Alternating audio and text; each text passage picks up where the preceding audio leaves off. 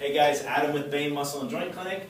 We got Katie with us today for our Stretch Saturday video. This one's T-spine rotation. So we've done one similar to this. This is a way to do it kind of on your side or side lying.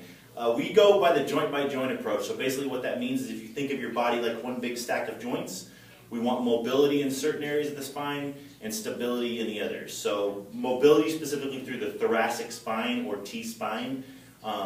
It has 12 pairs of ribs that attach to it, and a lot of time with postural stresses we just have a very tight thoracic spine. So a lot of times you have lower back pain due to having a tight, immobile thoracic spine. The thoracic spine is meant to be mobile, and a lot of times it's stiff. So this is a nice way to kind of make that more mobile. We're going to use a foam roller. You don't have to use a foam roller, just use something to kind of elevate your legs. So this one I'm going to instruct Katie to kind of lay on her left side. You're going to do both sides.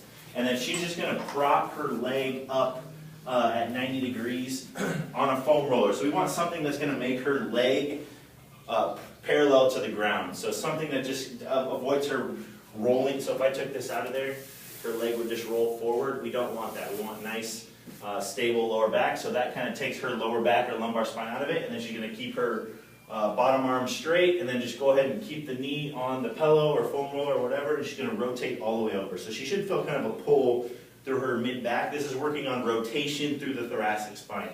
So something that a lot of times is just dysfunctional on people. They don't have much rotation through their thoracic spine. This would be a great exercise to do for anyone from the desk worker to a golfer to a baseball player. Anyone that is just a little tight to their mid-back, specifically with a golf swing, a baseball throw, or swinging a bat, anything that induces a lot of rotation through your mid-back.